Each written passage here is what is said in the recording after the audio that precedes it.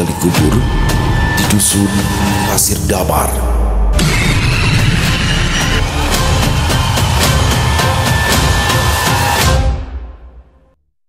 Assalamualaikum warahmatullahi wabarakatuh. Halo semuanya teman-teman, selamat malam. Selamat datang kembali di channel kesayangan kita, channel Ilo Bercerita. Dan masih bersama saya Ilo. Dimanapun teman-teman berada, semoga teman-teman selalu dalam keadaan sehat walafiat, tanpa kekurangan satu apapun, dan dimurahkan rezekinya. Amin amin ya rabbal alamin. Pada kesempatan yang baik ini, saya akan membawakan satu kisah dari Bang Aldi. Wah, penulis asal kota Bogor yang kisahnya selalu menarik untuk disimak ya teman-teman ya. Tapi sebelum kita masuk ke dalam kisahnya, buat teman-teman yang mungkin belum subscribe channel Ilo Bercerita, yuk bisa diklik dulu tombol subscribe. Jangan lupa lonceng notifikasi yang juga dinyalakan, agar teman-teman selalu mendapatkan notifikasi dari konten-konten yang akan kami upload selanjutnya. Dan untuk channel Ilo Bercerita kami upload setiap hari teman-teman ya, setiap malam jam 9 malam waktu Indonesia bagian Barat. Oke, nggak pakai berlama-lama lagi, pasti udah nggak sabaran kan untuk masuk ke dalam kisahnya. Kita langsung saja masuk ke dalam kisahnya, kita berangkat ke Jawa Barat. Hujan baru saja reda, menyisakan bulir-bulir kesejukan di batas senja. Jalan setapak menuju dusun Pasir Damar yang berlubang tampak tergenang. Satu persatu, warga mulai kembali dari aktivitasnya di ladang. Tak lagi terlihat para bocah yang bermain atau berlari-larian. Menjelang petang, mereka harus mandi lalu bersiap mengaji. Dari kejauhan, tampak seorang warga bernama Didi sedang berjalan seorang diri. Tangan kanannya menenteng sebuah pacul yang masih berlumuran lumpur. Sebagian kaosnya basah dan kotor oleh tanah. Lelaki berusia 40 tahunan itu tetap melangkah santai meski tak memakai alas kaki. Didi berprofesi sebagai tukang gali kubur dan sudah menekuni pekerjaan tersebut hampir 20 tahun. Biasanya dia akan ditemani 3 orang rekan seprofesinya untuk menggali satu liang lahat. Ketiga rekan Didi adalah Santo, Paimin, dan Panjul.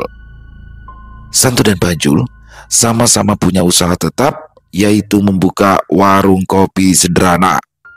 Sedangkan Paimin sejatinya adalah seorang kernet bangunan. Hanya Didi yang sehari-harinya menghabiskan waktu di kuburan untuk membersihkan area pemakaman dari belukar atau rumput liar. Seperti biasa, Didi tidak langsung pulang ke rumah, melainkan mampir dulu ke warung kopi milik Santo.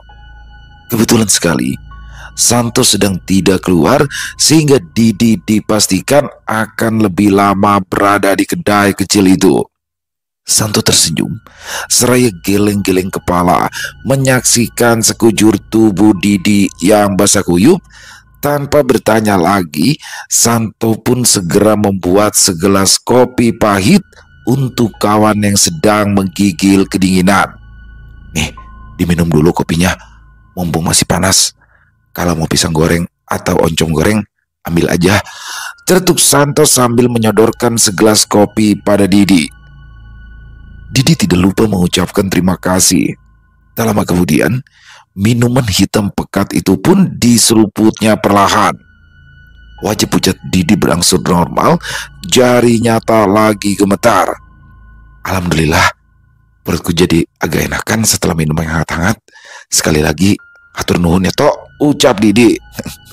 Tenang aja, yang penting kamu jangan sampai masuk angin gara-gara kehujanan, saut Santo.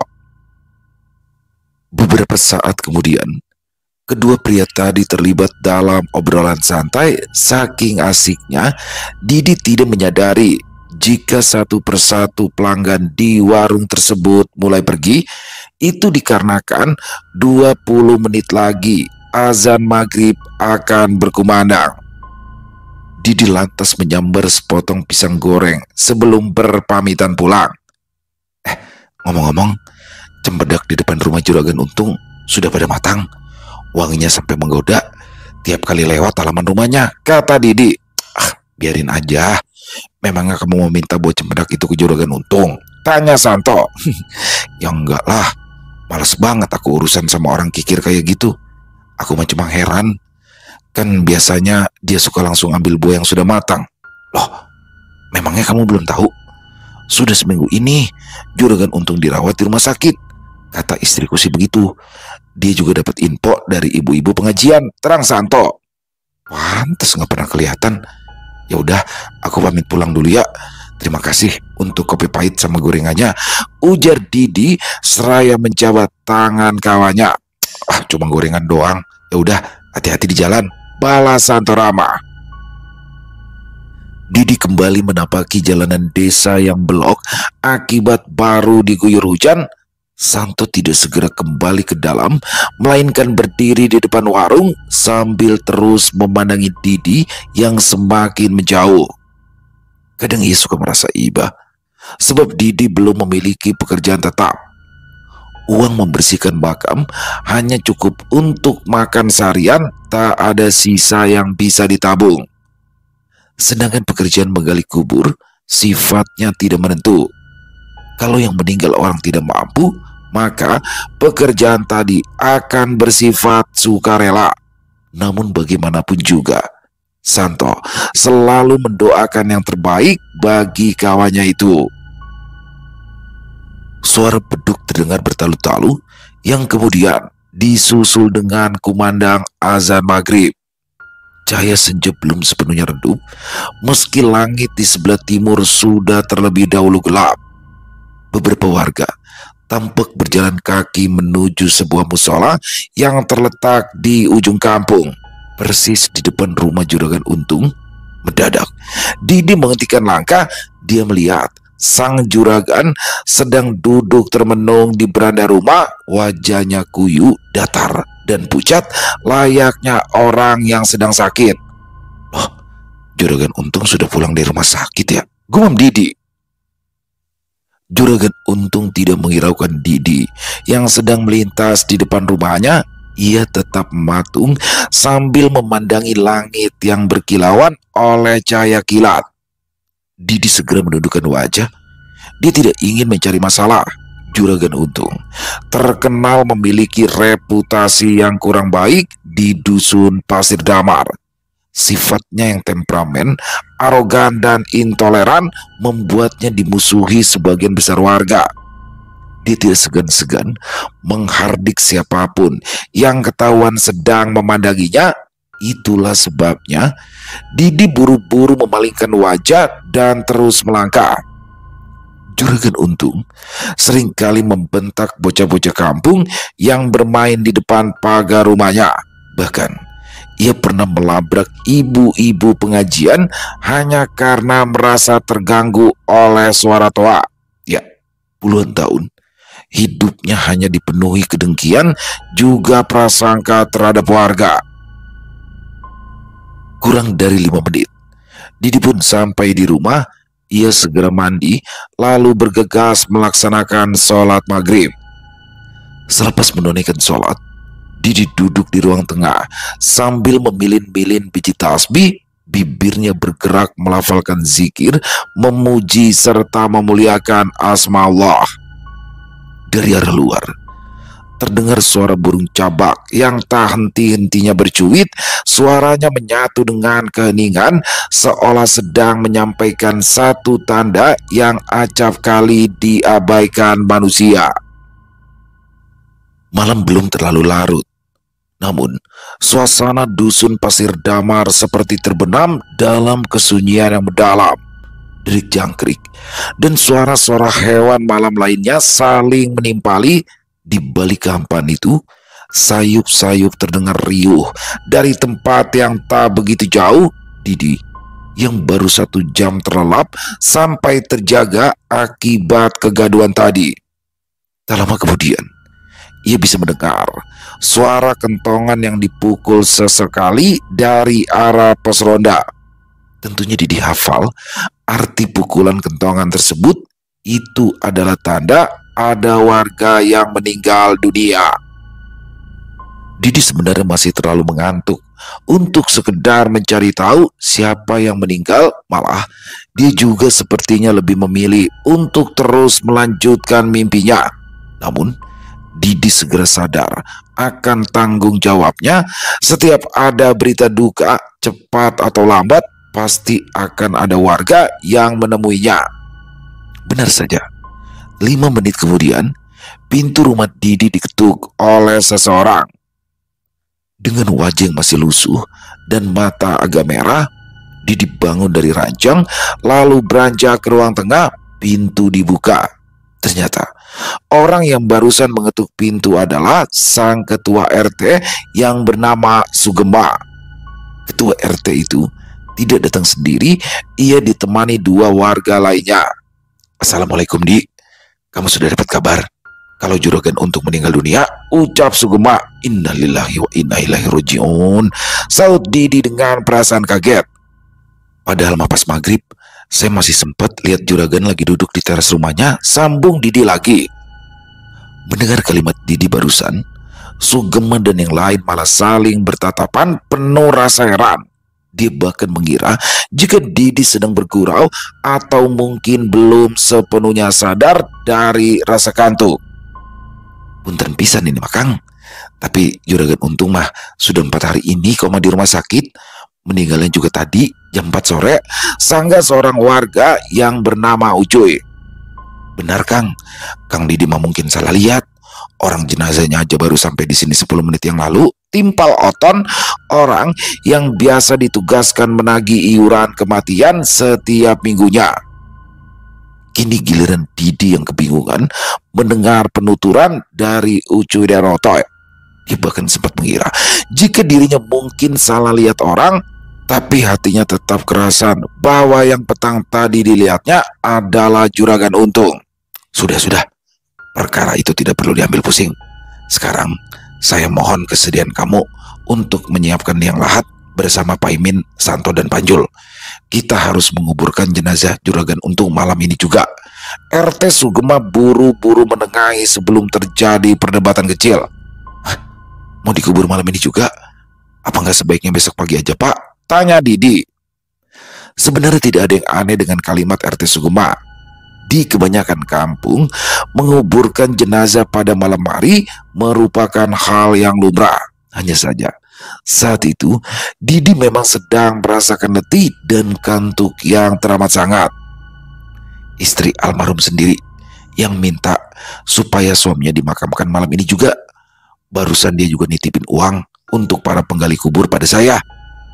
Sugema memberikan kertas amplop berisikan sejumlah uang kepada Didi. Tentu saja uang itu bukan untuk dinikmati seorang diri, tapi nantinya akan dibagi rata untuk 4 atau 5 orang. "Sekarang juga kabari ketiga orang temanmu. Mudah-mudahan sebelum jam 12 lubang kuburnya sudah selesai digali," perintah Sugema. Didi tidak menampik perintah tersebut. Bagaimana mungkin ia menolak sedangkan uang lelahnya sudah diterima lebih awal. Sugema, Ucuy, dan Oton telah meninggalkan rumah Didi. Untuk selanjutnya mereka akan bertakziah ke rumah almarhum.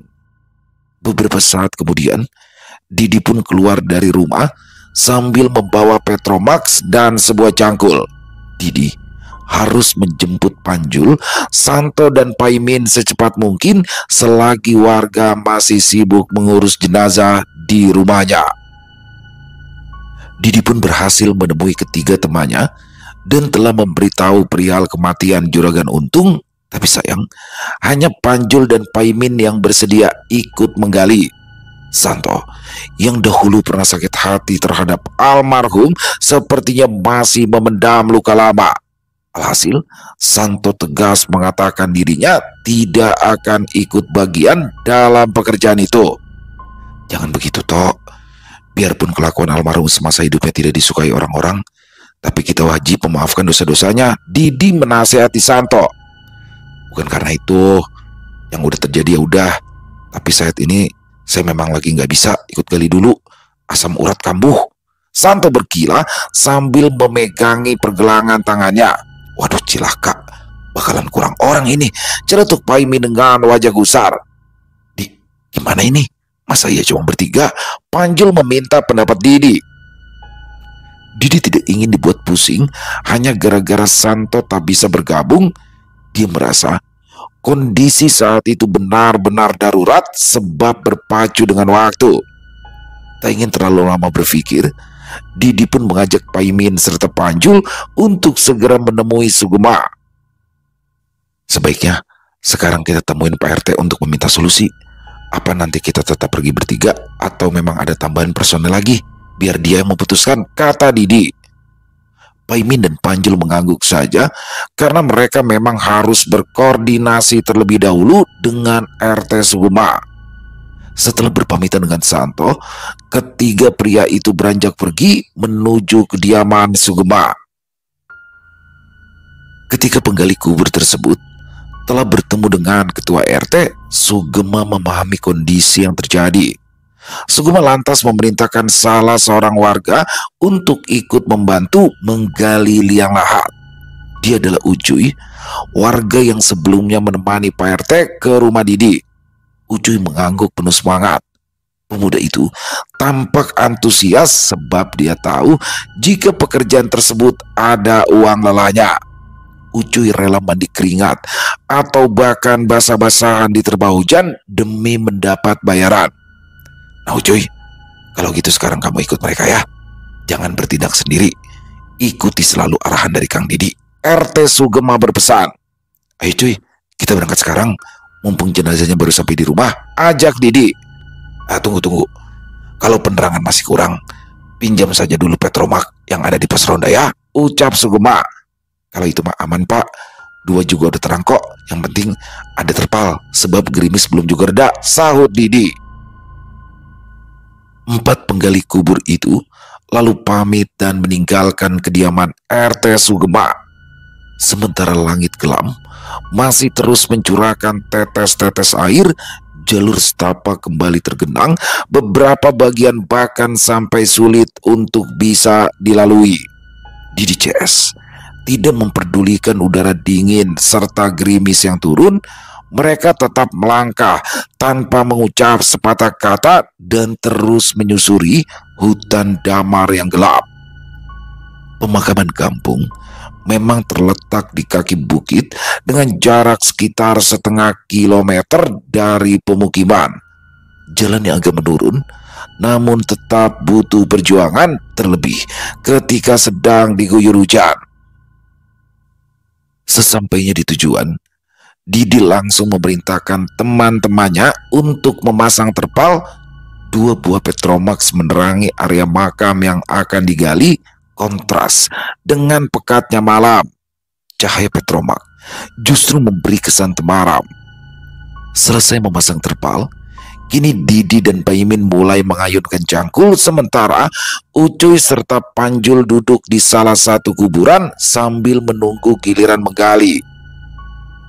Denting mata cangkul yang beradu dengan tanah juga batu terdengar nyaring, suaranya menciptakan irama dengan ritme tersendiri. Ucuy, yang notabene adalah anak kemarin sore dan belum pernah terlibat dalam penggalian liang kubur, terdiam di sebelah Panjul. Sesekali pandangannya menyapu ke sekeliling pemakaman.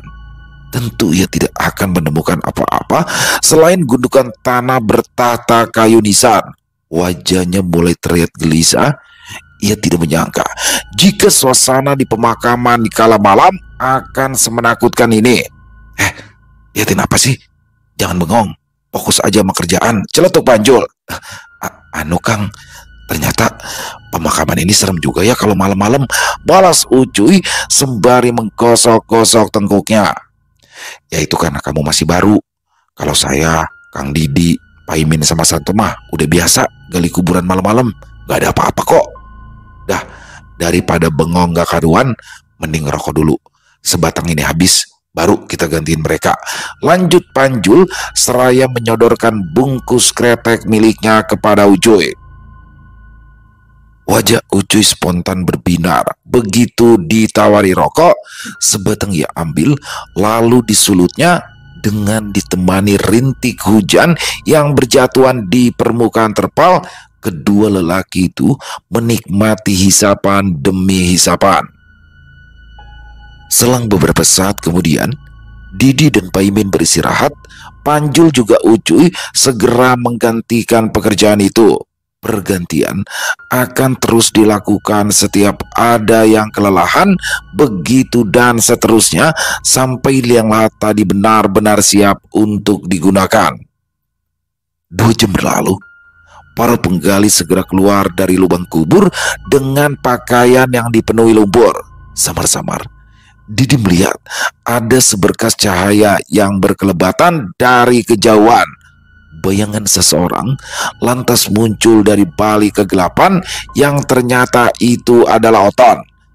Dia tampak berlarian seorang diri dengan pakaian yang sudah basah kuyup. "Kang, kuburannya udah siap? Soalnya pengantar jenazah udah menuju kemari," tanya Oton. "Udah, Ton. Banyak memangnya yang mau ikut ngubur?" balas Didi. "Enggak, Kang. Yang ikut ngubur cuma para pembawa keranda mayat doang. Setelah takziah, warga pada langsung balik ke rumah," Oton menjawab dengan nafas terengah-engah. Panjul tersenyum getir mendengar ucapan Oton tadi. Sambil menghisap batang kreteknya, lelaki itu pun mengatakan sesuatu. "Sudah diduga, warga pasti nggak ada yang mau ikut ngubur. Ya salah sendiri. Siapa suruh semasa hidupnya selalu zalim sama orang. Udah bagus masih ada yang mau takziah sama ngurusin jenazahnya, imbunya lagi." "Shh," Didi merespon. Didi tampak kurang senang dengan perkataan Panjul tadi. Baginya, aib serta dosa orang yang sudah meninggal tidak layak untuk diperbincangkan. Suasana menjadi canggung meskipun Panjul terlihat biasa-biasa saja. 5 menit kemudian, rombongan pembawa jenazah akhirnya tiba di pemakaman. Hanya ada 6 orang saja, tidak lebih. Istri Juragan Untung pun juga tidak ikut dalam prosesi penguburan mendiang suaminya. Didi beserta rekan-rekan seprofesinya segera menyambut rombongan tersebut. Ia lalu mengarahkan agar keranda mayat diletakkan tak jauh dari bibir liang lahat.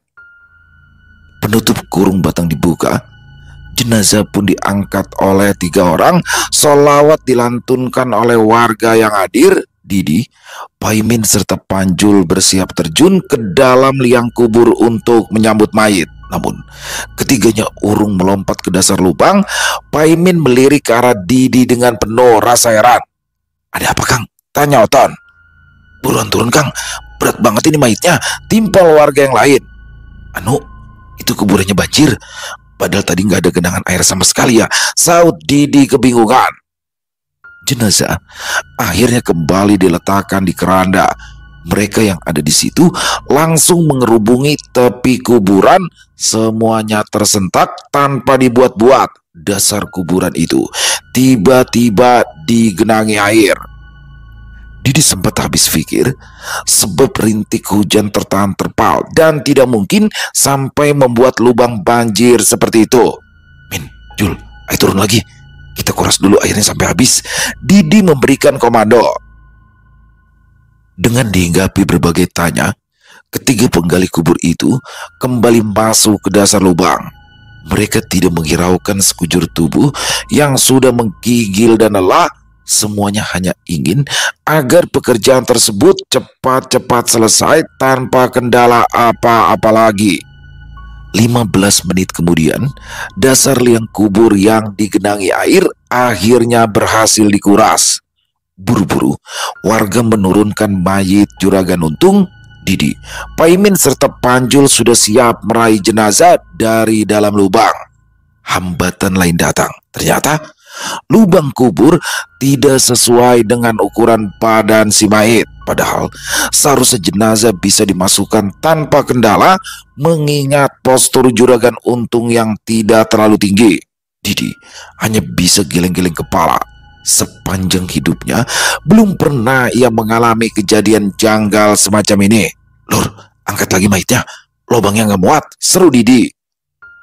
Kembali warga kebingungan, namun mereka hanya bisa bermain dengan nalar masing-masing. Tak ada waktu untuk mencari tahu penyebabnya. Mereka lantas menaikkan kembali jasad Juragan Untung. Setelah ditambah sekitar 20 cm, jenazah itu diturunkan lagi. Namun kejadian sebelumnya kembali terulang. Entah liang lahatnya yang menyempit atau jasadnya yang malah memanjang. Jelas para penggali kubur tersebut menjadi frustasi dan tanpa kebingungan. Alhasil mereka harus menggali beberapa senti lagi agar tubuh si mayit muat dan selekasnya diuruk tanah. Tapi sayang, semesta seperti menolak jasad Juragan Untung. Tubuhnya lagi-lagi tidak muat, padahal Didi CS sudah 3 kali menambah panjang galian. Kang, ini udah lewat tengah malam. Mana hujan makin deras. Kalau diturutin, ini nggak bakal selesai sampai pagi, bisik seorang warga. Terus harus gimana ini, Kang? Kami juga udah capek. Badan saya sampai gemeter gara-gara kedinginan, saut Didi dengan nada penuh putus asa. Udah dimuat-muatin aja. Kalau masih nggak muat, ditekuk aja bagian lututnya. Didi tercengang kalau mendengar saran orang tersebut. Itu adalah hal yang belum pernah ia lakukan sebelumnya. Dalam hatinya menentang, namun pilihan itu sepertinya cukup logis di tengah kondisi seperti ini. Udah Kang, ikutin aja sarannya, timpal oton. Ayo Kang, kita selesaikan. Pak Imin memberi semangat seraya menepuk bau Didi. Mengikuti masukan dari warga tadi, akhirnya Didi, Pak Imin dan Panjul benar-benar menekuk lutut jenazah tersebut. Masalah selesai. Tak ada rintangan yang menghalangi pekerjaan itu lagi. Didi setidaknya bisa bernafas lega sebab tugas berikutnya hanya tinggal menimbun lubang kubur. Sekop dan cangkul terayun menaburkan tanah merah setengah basah ke dasar lubang. Bersama dengan itu, lantunan sholawat terdengar dengan hikmat. Kini jasad berbalut kafan itu terbujur kaku di bawah lindungan papan-papan penahan tanah. Namun bila-bila papan tersebut niscaya tidak akan melindunginya dari siksa kubur. Proses penimbunan terhenti ketika angin kencang bergulung dan menerbangkan terpal tempat warga bernaung. Batang-batang pepohonan merunduk, beberapa dahan jatuh menimpa makam yang ada di bawah. Kayu nisan yang belum sempat dipancangkan terpelanting. Hal demikian juga terjadi pada keranda bayat. 4 penggali kubur segera tiarap sambil melindungi kepala mereka. Malam yang tadinya diisi lantunan sholawat kini malah dipenuhi pekik histeris. Rombongan pengantar jenazah ketakutan lalu kocar kacir meninggalkan area pemakaman. Ucuy yang panik sempat ingin melarikan diri, namun keburu ditahan oleh Didi. Tidak beberapa lama angin mulai mereda. 1 buah Petromax padam akibat terpental jauh sampai keluar pemakaman. Suasana kembali tenang, namun jadi terasa lebih menakutkan. Kang, udah gak bener ini Kang, kata Pak Imin dengan suara pelan. Iya saya tahu, tapi nanti aja dibahasnya. Sekarang kita selesaikan dulu menimbun kuburan itu. Kalau sudah kelar, kita baru langsung pulang. Perkara terpal atau kurung batang, biar besok pagi aja diambilnya, sambung Didi. Dengan penerangan seadanya, mereka kembali melanjutkan pekerjaan yang sempat tertunda. Didi, Pak Imin, juga Panjul bekerja keras menimbun lubang kubur sampai benar-benar tertutup. Tak bisa disangkal jika ketiganya melakukan itu dengan sangat tergesa-gesa. Tak ada percakapan atau senda gurau seperti biasa. Semuanya jadi canggung dan was-was. Sementara itu, Ucuy dibiarkan duduk termangu di sisi makam yang lain. Pemuda tersebut tampaknya masih syok dengan kejadian barusan. Sudah cukup, makam sudah tertutup. Sekarang lebih baik kita ngadep Pak RT, kata Didi. Cuy, jangan bengong tuh. Ayo bangun, kita ke rumah Pak RT, seru Pak Imin. Kang, Petromak yang satunya nggak bisa nyala. Panjul menyela sambil terus mencoba menyalakan Petromax yang barusan terhempas angin. Udah biarin aja, Kita masih ada satu petromak lagi. Ayo, buruan kita pergi. Dengan langkah terburu-buru, para penggali kubur itu pun mulai meninggalkan area pemakaman. Mereka sudah tak lagi menghiraukan terpal ataupun kurung batang yang masih tergeletak di tempat tersebut. Nafas mereka tersengal akibat saling menyusul. Bila seseorang berada di barisan paling akhir, maka orang tadi akan menyalip barisan yang ada di depannya. Ketika jarak mereka sudah hampir jauh dari pemakaman, tiba-tiba saja terdengar suara ledakan keras. Secara spontan, keempat penggali kubur itu melompat lalu tiarap ke tanah. Mereka sama-sama menoleh ke belakang ke sumber ledakan tadi berasal. Tampak asap putih pekat mengepul dari arah pemakaman. Ledakan itu berasal dari kuburan. Ayo kita periksa, ujar Didi. Aduh Kang, punten pisan, kalau harus balik lagi ke makam saya nggak mau ikut, jawab Panjul. Saya juga Kang, saya udah capek dikerjain kuburannya Juragan Untung, Paimin menimpali. Didi terlihat kecewa dengan kedua rekannya. Kini pandangannya beralih pada si anak baru, Ucuy. Didi berharap Ucuy mau ikut dengannya kembali ke pemakaman, tapi sayang bocah itu malah meresponnya dengan gelengan kepala. Sampai di sini, akhirnya Didi memutuskan untuk memeriksa seorang diri. Kalau gitu, sini lampu petromaknya, biar saya sendiri yang ke sana. Kalian bertiga lapor aja sama Pak RT cepet, ceritain kondisi yang sebenarnya. Paimin, Panjul dan Ucuy kompak mengangguk karena memang itulah opsi terbaik bagi mereka. Setelah mengambil petromak, Didi pun berbalik badan lalu berlari ke arah kuburan, sementara sisanya bergegas ke rumah Sugema. Tanpa penerangan sama sekali, mereka berjuang menembus kegelapan dan derasnya hujan. Cuy, buruan, hujannya makin deras ini, seru Paimin dengan suara yang sengaja diperkeras. Si Ucuy, lari kamu lelet banget sih, timpal Panjul seraya menarik lengan Ucuy. Ucuy tidak ingin dimarahi atau dibilang lambat. Itu sebabnya ia mempercepat ayunan langkah demi bisa menyusul Paimin yang berada di barisan paling depan. Paimin menyadari manuver Ucuy. Dengan segera ia berlari agar tetap berada di depan. Mendadak kaki Paimin tersandung sesuatu sehingga membuat tubuhnya terhuyung ke depan dan tersungkur ke tanah berlumpur. Min, kenapa kamu? Tanya Panjul kebingungan. Sial, kayaknya kesandung batang pohon, jawab Paimin yang masih berusaha bangun. Paimin segera membersihkan wajahnya dari cipratan lumpur, namun mulutnya masih saja menggerutu. Panjul tak henti-henti tertawa geli melihat kesialan yang dialami salah seorang temannya.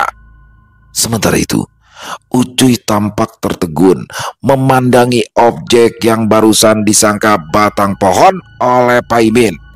Pemuda tersebut memicingkan mata lalu agak mendekati objek tadi. Kang, apa benar yang tadi itu batang pohon? Ucuy memberanikan diri untuk bertanya. Paimin dan Panjul kompak menoleh ke arah Ucuy. Paimin yang merasa penasaran dengan sanggahan tersebut buru-buru melirik lagi ke arah benda yang membuatnya tersandung. Panjul pun turut memperhatikan objek itu sampai bola matanya benar-benar bisa beradaptasi dalam gelap. Setelah diamati baik-baik, ternyata objek tadi berwarna putih dan sangat kontras dengan kondisi malam yang gulita. Apa mataku salah lihat ya? Tapi kayaknya benda itu memang bukan batang atau dahan deh, celetuk Paimin sembari mengedip-ngedipkan mata. Tunggu. Aku keluarin korek api dulu. Panjul berinisiatif mengambil korek api miliknya yang dibungkus kantong plastik bersama dengan rokok. Pria itu mencomot sebatang korek lalu menggosokkannya pada strip penyala sampai timbul percikan api. Tak butuh waktu lama, api menyala dan melalap pentol korek tadi. Seketika keadaan di sekitar situ jadi terang Saat itulah Panjul mengarahkan cahaya ke arah objek misterius tadi. Ternyata bukan dahan ataupun batang pohon yang melintang, melainkan jasad seseorang yang sudah dipocongi. Permukaan kain kafannya tampak berlumur tanah bercampur lumpur, sementara pada bagian lainnya terlihat menghitam seperti bekas terbakar. Sontak Paimin, Panjul dan Ucuy terperanjat. Tubuh Ucuy bergetar hebat, mulutnya seperti hendak berteriak, namun tak sanggup mengeluarkan sepatah kata pun. Api pada batang korek padam. Akibat kejatuhan rintik hujan, suasana kembali dikuasai kegelapan. "Jul, itu mayat siapa, Jul?" tanya Paimin dengan suara terputus-putus. Panjul tidak membalas pertanyaan Paimin. Ia malah penasaran, ingin melihat dengan jelas jenazah siapa yang tergeletak memalangi jalan. Sebatang korek kembali ia raih dan dinyalakan. Lidah api meliuk-liuk memamerkan tarian pijarnya. Kali ini Paimin dan Panjul memberanikan diri menatap langsung ke arah wajah jenazah tersebut. Tampak ada darah kehitaman mengalir dari mata, lubang hidung, telinga, hingga sudut bibir si mayit. Tunggu. Sepertinya mereka cukup familiar dengan wajah jenazah yang terbaring di hadapan mereka. "Allahu Akbar!" pekik Panjul. "Jul, itu juragan untung, Jul," ucap Paimin ketakutan. Tetes-tetes hujan mengenai pentol korek dan kembali memadamkan apinya. Kegelapan lagi-lagi mencengkram ketiga penggali kubur itu dalam suasana yang terasa mencekam. Panjul mundur beberapa langkah, berusaha menjauh dari mayat tersebut. "Lari!" perintah Panjul kepada kedua rekannya. Ketiga penggali kubur kabur tunggang langgang, meninggalkan jenazah tadi begitu saja. Kali ini Ucuy menjadi orang yang larinya paling cepat. Saking takutnya, pemuda itu sampai menerabas semak belukar di depan. Paimin dan Panjul tertinggal cukup jauh. Alhasil, kini keduanya mati-matian mengejar Ucuy. Sekitar 50 meter kemudian, Paimin dan Panjul akhirnya berhasil berjumpa kembali dengan Ucuy. Pemuda itu tampak berdiri di tengah jalan dan tidak menghiraukan kehadiran kedua temannya. Dengan nafas terengah-engah, Paimin pun menghampiri Ucuy dengan perasaan nongol. Dodol, kalau mau lari kasih aba-aba dulu," balas Ucuy seraya meletakkan telunjuk di depan bibir. Paimin dan Panjul bingung dengan respon Ucuy yang malah berdiri di jalur yang kiri kanannya ditumbuhi pepohonan. Beberapa saat kemudian, Ucuy mengarahkan telunjuknya ke arah depan. Tampak ada benda putih lain yang tergeletak di tengah jalan. Paimin juga Panjul bungkam. Jantung mereka kembali berdegup kencang. Pijar korek api yang dinyalakan Panjul membuat terang suasana. Ya, sesuai dugaan mereka, itu adalah pocong juragan untung yang lagi-lagi merintangi jalan. Ketiga penggali kubur bergidik ngeri melihat kondisi jenazah juragan untung yang kini lebih memprihatinkan. Mata mayit yang sebelumnya terpejam kini tampak terbelalak. Mulutnya yang awalnya terkatup lantaran tertahan tali kafan sekarang terlihat menganga. Dari dalam mulutnya keluar kelabang dan ular hitam berukuran sedang. Hanya lubang hidungnya saja yang masih tersumbat gumpalan kapas, namun darah kehitaman tetap merembes hingga menuruni pipinya yang cekung. "Kita dicegat, juragan untung lagi, Min," ucap Panjul dengan suara tercekat. "Ya, sepertinya dia bakalan terus mencegat langkah kita," Paimin menyaut. "Terus kita harus gimana ini?" Panjul mulai gelisah. Belum sempat Paimin mengutarakan opininya, tiba-tiba saja terdengar suara langkah seseorang dari belakang. Cahaya petromak berpendarat. Bersamaan dengan itu muncullah Didi. Ia tidak mengira jika akan menjumpai Paimin, Panjul dan juga Ucuy. "Loh, aku pikir mah kalian udah sampai di rumah Pak RT," kata Didi. Gimana bisa sampai ke rumah Pak RT? Coba kamu arahkan Petromax ke depan sana, balas Pak Imin. Didi penasaran dengan jawaban dari Pak Imin. Ia pun mengambil kembali Petromax lalu mengarahkan ke titik yang sebelumnya ditunjuk oleh Pak Imin. Reaksinya sudah bisa ditebak. Didi terkejut mendapati jasad Juragan Untung yang tergeletak di tengah jalan dengan keadaan yang sangat mengenaskan. Jangan-jangan ledakan tadi berasal dari kuburan Juragan Untung ya? Bisik Panjul kepada Didi. Ya benar, begitu saya periksa ke sana, kuburan Juragan Untung sudah dalam keadaan terbongkar. Papan-papan penahan tanah berserakan, dasar kuburannya juga gosong, kayak baru kebakar. Jelas Didi. Waduh, terus sekarang kita harus gimana ini? Ya kita harus kubur lagi jenazah itu, tegas Didi. Lagi, ucap Pak Imin. Ya memangnya kita biarin aja gitu, mayat itu tergeletak begitu aja? Atau mungkin kamu punya solusi lain? Sambut Didi. Pak Imin hanya bisa menelan ludah, namun tidak bisa memberikan komentar apa-apa. Alhasil, ia tetap akan menuruti perintah Didi sekalipun hatinya menolak. Cuy, saya tahu kamu udah lelah, kami juga sama. Tapi kita harus menuntaskan pekerjaan ini sampai selesai, imbunya lagi. Setelah berkali-kali berusaha meyakinkan Ucuy, pemuda itu akhirnya menyanggupi. Tanpa basa-basi, Didi memerintahkan Ucuy beserta Pak Imin untuk mengambil kurung batang di pemakaman. Mereka bertekad mengusung jenazah Juragan Untung lalu menguburkannya kembali. Tidak berapa lama kemudian, Pak Imin dan Ucuy telah kembali sambil menggotong keranda kayu. Meski Juragan Untung baru beberapa jam meninggal, namun jenazahnya sudah mengeluarkan bau tak sedap. Tayal, para penggali kubur itu harus menggotong jasad tersebut sambil menahan nafas. Setelah berhasil meletakkan di atas keranda, mereka pun segera menggotongnya. Allahu Akbar, berat banget ya, celetuk Panjul.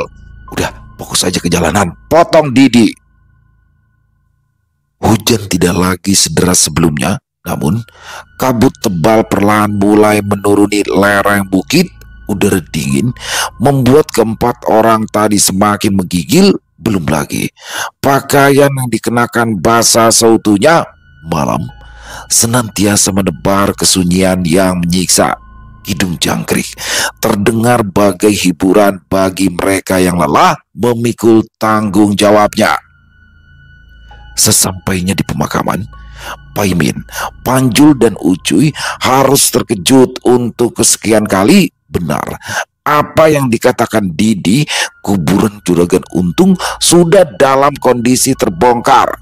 Setiap sisi yang lahat tampak hangus terbakar.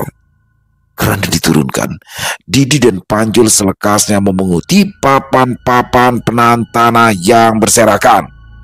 Saya sama Pak Imin turun ke liang lahat, Panjul sama Ucuy tetap di atas untuk nurunin mayit, ujar Didi.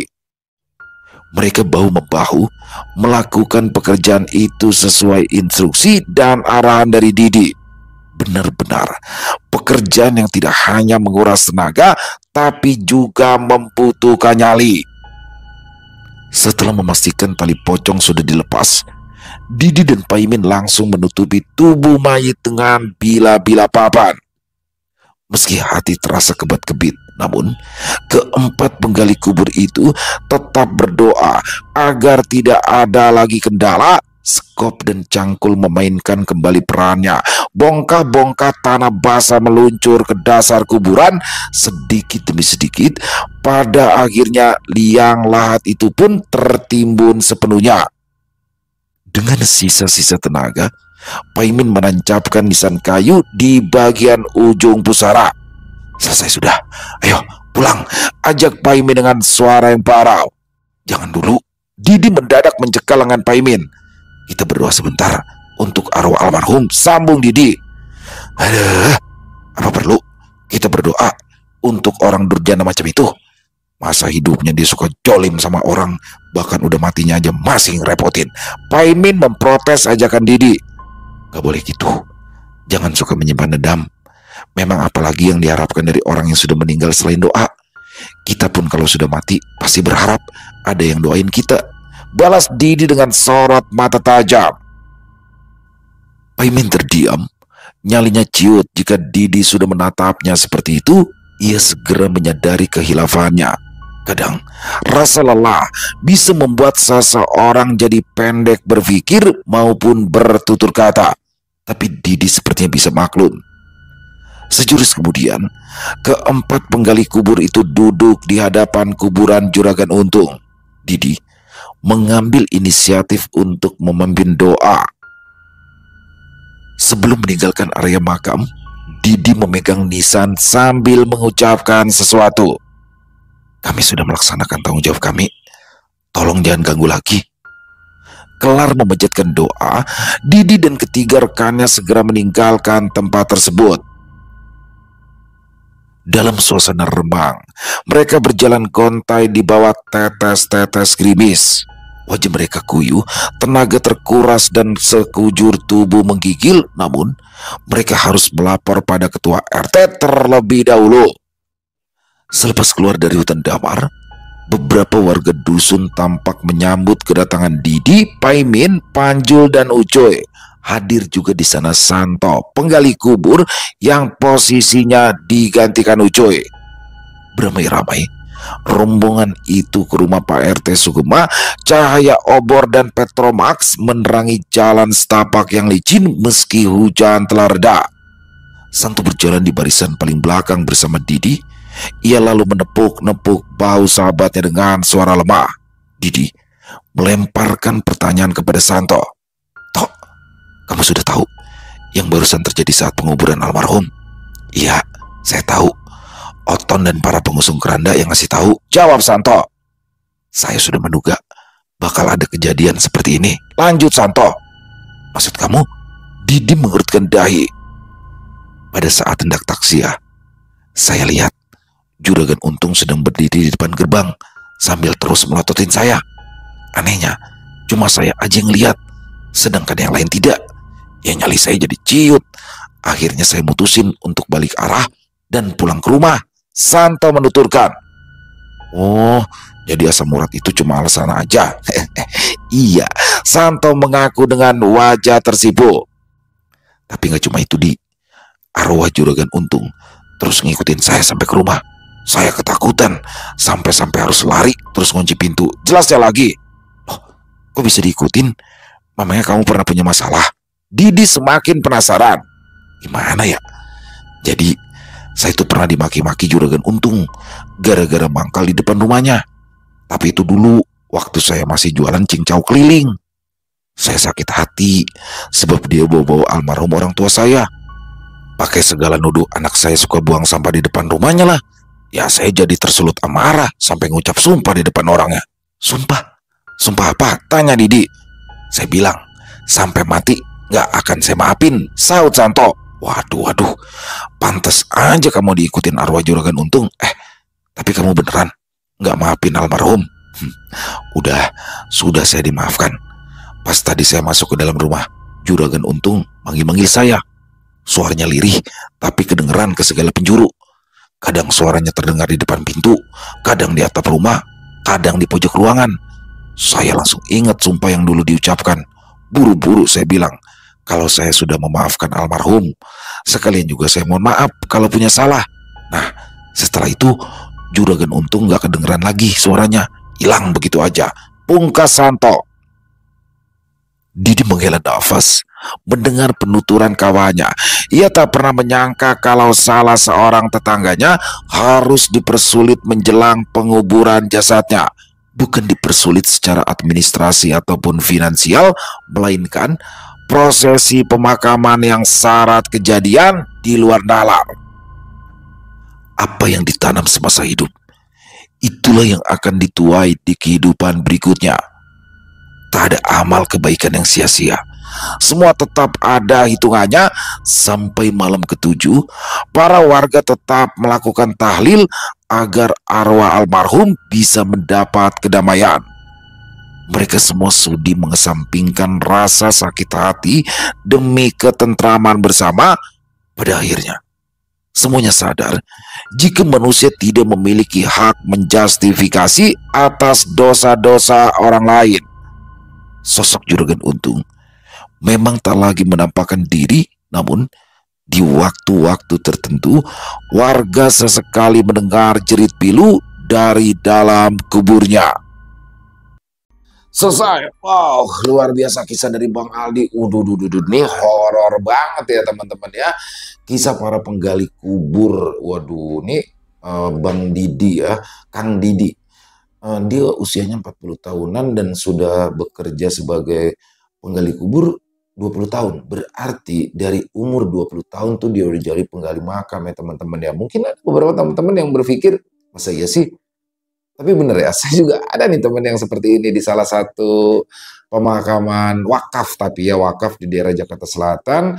Jadi teman saya ini memang dari masih bujangan ya, dari masih muda tuh dia memang sudah berprofesi sebagai tukang gali kubur dan sampai saat ini dia masih tetap menjalani profesinya itu dan nggak kerja apa-apa lagi, benar-benar hanya mengurus pemakaman. Tapi wakaf ya, jadi memang kuburan itu kayak kuburan keluarga tapi cukup luas sih ya. Cukup luas dan aduh ini letaknya ya pokoknya di Jakarta Selatan lah ya. Jadi orang-orang seperti Kang Didi ini memang pasti akan banyak pengalaman-pengalaman yang horor ya karena puluhan tahun tuh. Apalagi ini kalau di Jakarta sih ya, di Jakarta di beberapa pemakaman di Jakarta, pemakaman umum memang sudah ada larangan untuk melakukan prosesi pemakaman di malam hari teman-teman. Tapi kalau memang di kampung-kampung masih banyak ya. Dulunya di Jakarta juga boleh malam-malam, tapi beberapa tahun belakangan ini ada larangan seperti itu. Nah, seperti Kang Didi ini kan bayangin, malam-malam hujan gali kuburan tuh. Udah gitu yang dikubur Juragan Untung.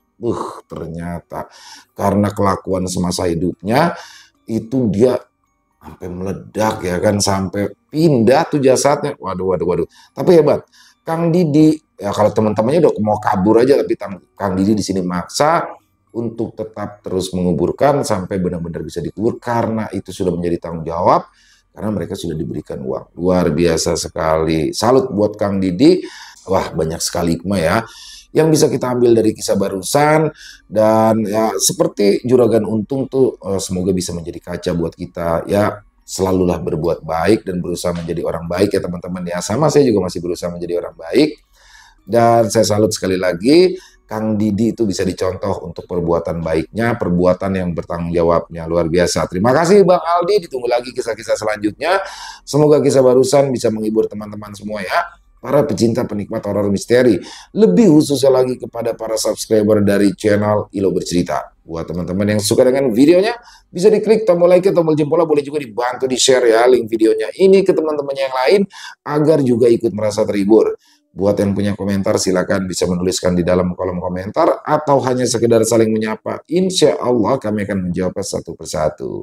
Di akhir kata, saya Ilo mengucapkan permohonan maaf apabila mungkin dalam pembawaan kisahnya barusan ada kata-kata saya yang salah ataupun ada kata-kata saya mungkin yang kurang berkenan. Saya mohon dibukakan pintu maaf yang seluas-luasnya. Sampai berjumpa lagi di konten-konten kami selanjutnya yang pasti tidak kalah serunya, yang pasti tidak kalah horornya. Masih bersama saya Ilo di channel Ilo Bercerita. Salam sehat, sukses selalu untuk kita semua. Wassalamualaikum warahmatullahi wabarakatuh.